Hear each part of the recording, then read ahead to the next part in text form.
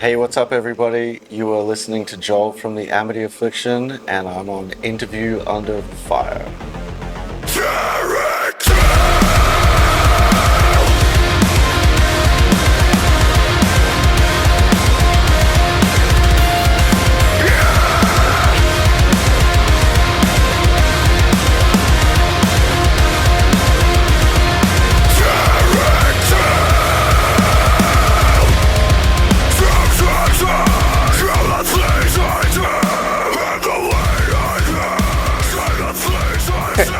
Joel, I want to welcome you to IUF and, of course, welcome to Texas. I guess I should say welcome back.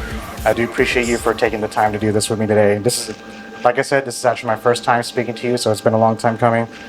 How are you doing? I don't think I even asked you this yet since we first met like 10, 15 minutes ago. How's the Spring Horizons tour going? I think we're about a little over a week in.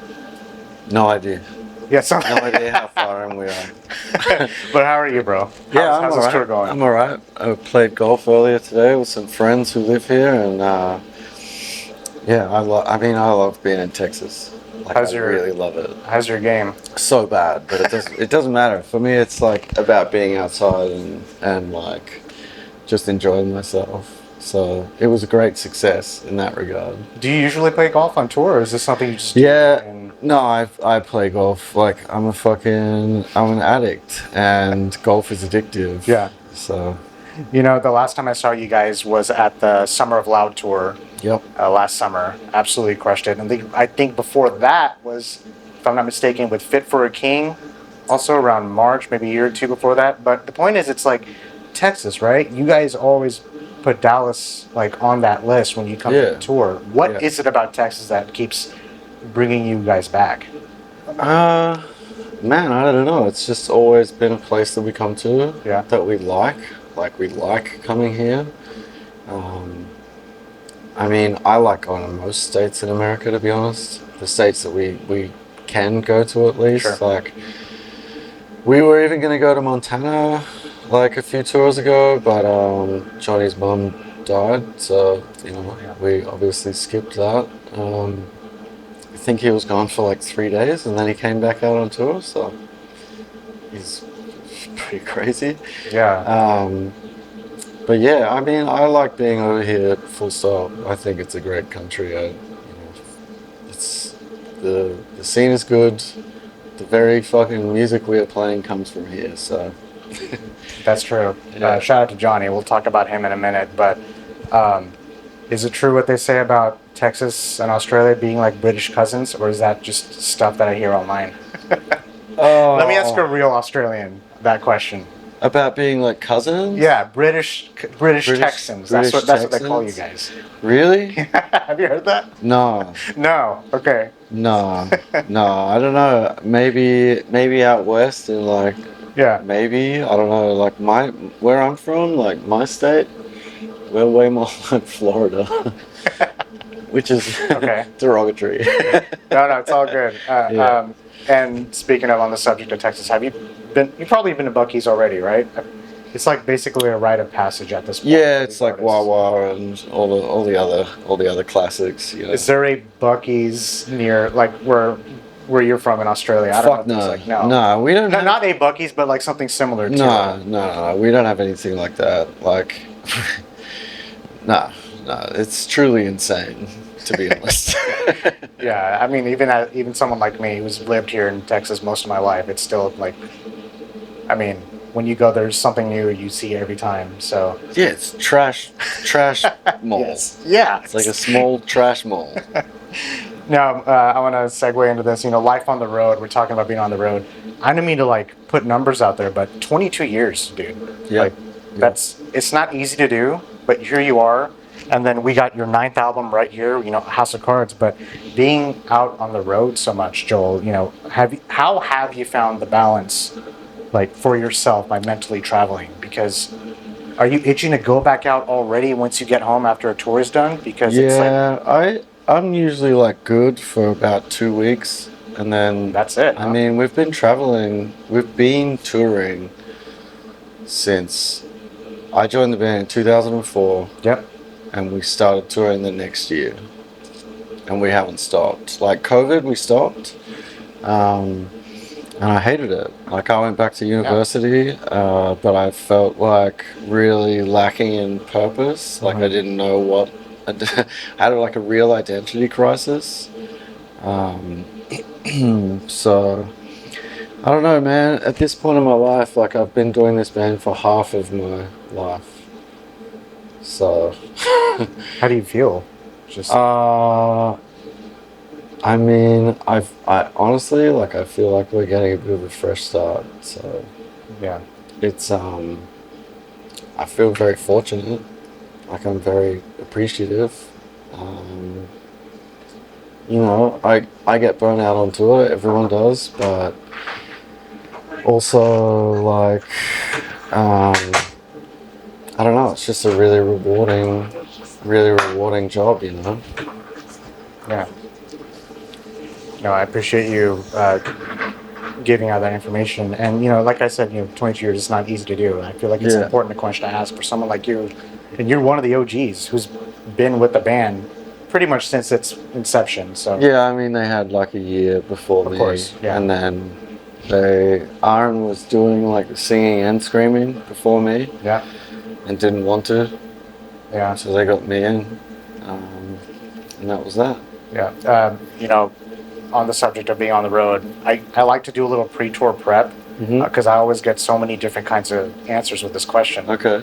Do you have an essential item that you can share with me that you always bring with you on the road? Yeah, there's these tea tree oil face wipes. Yeah? Because you get like greasy in the air conditioning in the bus. Of course. And on the plane. Yeah. Like fucking everywhere I go. And I love them.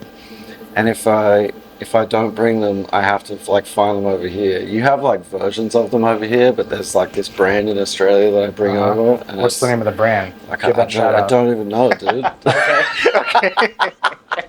The tea tree oil company? I don't know, man. I bring them over. It feels real nice after I wipe my face. That's it. That's the apart from my brain medication.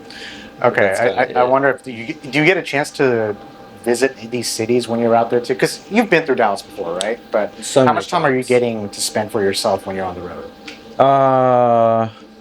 I mean, golf is kind of that for me, okay. And then also like I love taking photos. So wherever we go, I know that actually, and you're amazing, by the way. Oh, thank you. Yeah, wherever we go, like. Even if I can't play golf, I can go for a walk with my camera. So yeah. I mean, I don't usually hang out at the venue that much, at all. So I'm kind of out all the time. That's okay. Yeah. What I love about your photos, and obviously speaking as a photographer of myself, you can really find out a person's personality based on the photos they take and the way they edit. And your personality, at least for someone like me, it does. I see that through the photography that you take. So keep that going. Thank you, man. I know you're a monster on stage, but you are just as much as a monster like taking these photos. You have an uncanny ability to capture the shot. So for anyone who doesn't know, check out. I don't even know if you have a photography page. If it's something you do for leisure, for fun. Yeah, I mean, I was posting my photography for like a long while there, and then I don't know. I just fucking started hating social media, and now I have like thousands of photos that no one will ever see. Yeah, I think it's something you. I think you should keep that going because it's a great talent that you have. I can't stop. It's like part of who I am at this point. Speaking of can't stop and being who you are, can we talk about House of Cards? This is the 9th album. Yes. This drops less than a week. No idea. The 24th. No, I don't. It's like the 19th. I think it's the 19th. It drops on the 24th. 24th. Yeah. Let's see. Yeah, it's the 19th. So, I wrote this down so I didn't forget. To me, and I meant it when I said I broke the replay button on this. This record feels incredibly personal, even for Amity, especially with the themes surrounding family, trauma, and reflection, right? I can't decide if my favorite song is either Afterlife or Eternal War. Ask me again tomorrow, maybe the next day. I think it's going to change. Yeah. But how does someone like you keep things fresh after all these years? Because 9 albums. We mentioned 22 years, right? Yeah, But yeah, 9 albums, man. It's like yeah. when that first album came out, it's like, oh man, on the ninth album, I'm gonna do this. That no way you can anticipate No, that. But when we signed to Roadrunner, which was before Youngbloods came out, yeah, they signed us on a 7 record deal, and we laughed. Like, we laughed at them. We're like, yeah, whatever. Okay. Yeah, like 7 albums, sure thing. I mean, we were lucky enough to get out of that deal because it fucking sucked. It was so bad. So bad. But, I don't know, man. Continuous fuckery.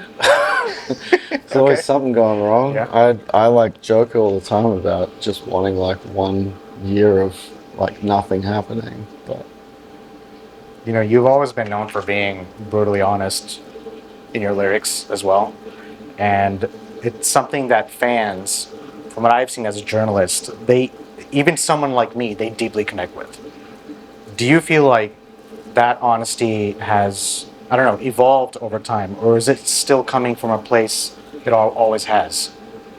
it's just like how I decided to write. You know what? Like in my first 2 bands before this one, like it was the same. Okay. So it's just how I write, and I guess it's like I've talked about this a bunch over the years, but I see music as filling like a few different spaces, right? Like there's music as theater, like Ice Nine Kills, for example. Yeah. And Motionless in White. Yeah. That's theatrical. It's entertaining. Chris is definitely writing about his personal experiences, but like Ice Nine Kills are doing this. It's theater, and it's amazing, and like I love it, but it's not what I connect with.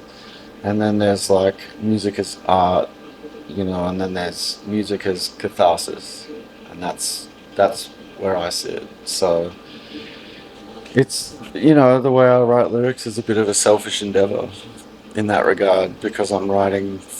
I'm writing for me, and it just so happens that a very beautiful byproduct is connecting with people. So Yeah. like I don't know, I wrote this one and I was like unsure whether it was too specific, and then I've got people coming up to me being like, thank you for articulating like how I feel about my relationship with my parents, and I'm just like, fuck.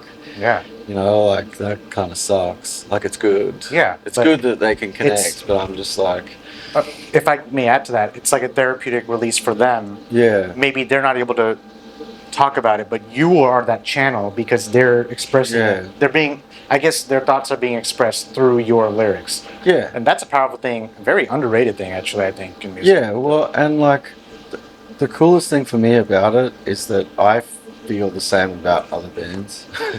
That's great. Like I have other bands I turn to for the Yeah. same exact thing, and so it's cool that I get to give back in a sense. It's like me giving back to the same sort of ecosystem that helps me out, because definitely I still sit in my bunk listening to music with my eyes shut, like listening to the lyrics and connecting my own experience to them, like independent of whatever they mean, because that's another beautiful thing about music. It's like I can tell you what all the songs are about, like very specifically, but I don't really, because I like to keep things like, yeah, here's the general idea of it, but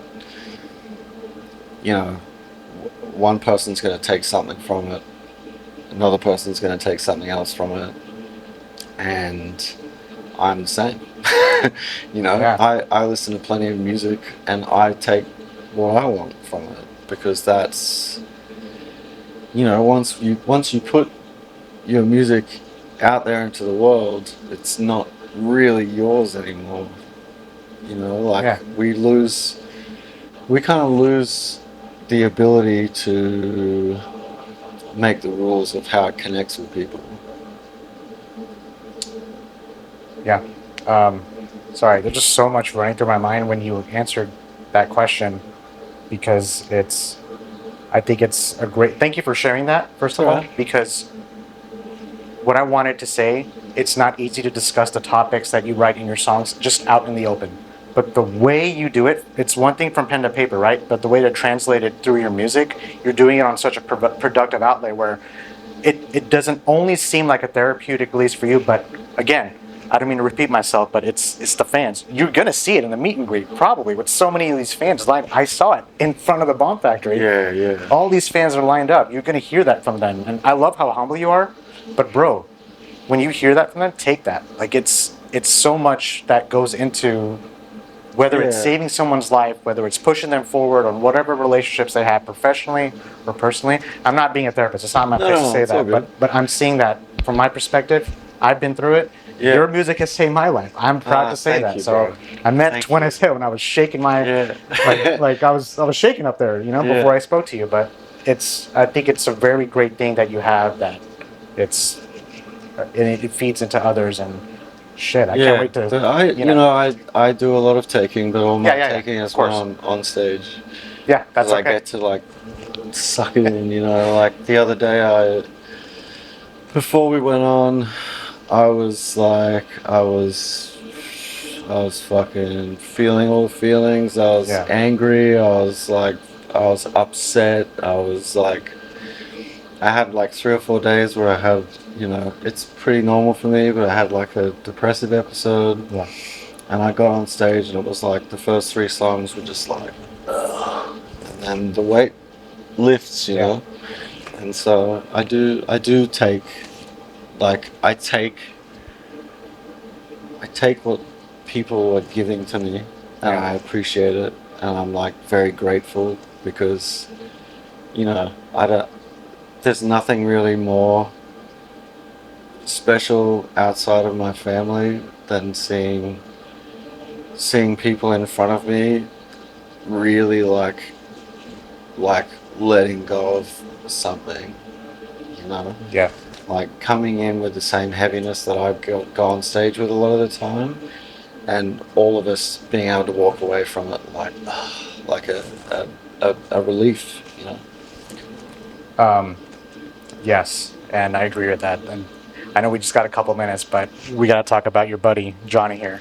Yes. Because he crushed it on the new album, like I mentioned to him. He did. And I want to hear from you, though. What new element do you think that Jonny brings in to the band that you guys may not have had before?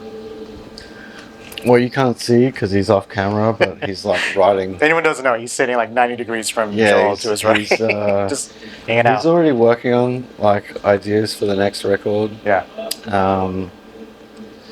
And we've never had anyone who is like Dan and like really nerdy about like this. He's like sitting here on his laptop. He's got his little box there. He's like quietly singing in the back lounge and shit. Let's see if I can like turn it. There he is. There Right he there. is. Yeah. He has no idea. Yeah, and he's like super humble. I don't know. He turned the temperature down within the band. Yeah. We were running hot there for a long time, and it was pretty unpleasant for a long time. For many years, it was like really toxic, and now we're I don't know. We're relaxing. We're like, I don't know. The mood is good. So. Well, Jonny, shout out to you. Yeah. You probably can't hear me, but you guys knocked it out on this new album, and I'm gonna end this great conversation. By the way, again, thanks for doing this with me. No I know problem. this. I'm gonna close it on this reflection, because you know this, Joel. You guys have made a name for yourselves over the years when all this started to where you are now, and the music just continues to evolve. I still remember the first time I connected with your music, right? And seeing how that honesty and intensity has carried through everything that you've done, while still pushing forward creatively. Over 2 decades in, countless tours, and building that connection with the fans, You kind of hinted at it, but it does feel like we're stepping into another chapter. Yeah. New chapter with House of Cards. There's a level of what I'm trying to say is clarity and purpose here that really stands out, and you're seeing that impact to the people who connect it. If you were to give your 2004 self advice from the version of you sitting here today, what would you tell him? And I'm going to end the interview right there. First of all, stop drinking. Like straight off the bat. And then I think like there were a bunch of people in the hardcore scene back then, including Parkway, who were making decisions that were way more forward thinking. We didn't care. Like, we did not give a fuck, man. We were playing music to drink for free and to travel. And I guess that lack of forward thinking, like, really, really hurt us eventually. And I guess I would just say, like, just believe in yourself a lot more, you know. I've never been one to have a whole lot of faith in myself as an artist and just in general. And so I would say, like, you know, like, believe in yourself and be kind to yourself. Be way more kind to yourself. I'm going to put this in a time capsule and we'll probably revisit it in like 10 years or something. Yeah, I'll say the same shit. That's okay. Joel, thank you so much for No problem, man. Go crush it up there. Yeah. Have a great rest of the tour. Have Thank a great you, like time up to the release date of House of Cards. I can't wait for this album to drop. Yeah, same. You guys have already fucked up my top 10 album list that we go through at the end of at the end of the year for our publication. It's going to be up there. But Awesome. Again, as Thank biased as I am, but thank you so much again. Thank you, House bro. of Cards is out April 24th, I'm pretty sure. Yes. And Yes. I'll see you on stage, dude. Yes, you will.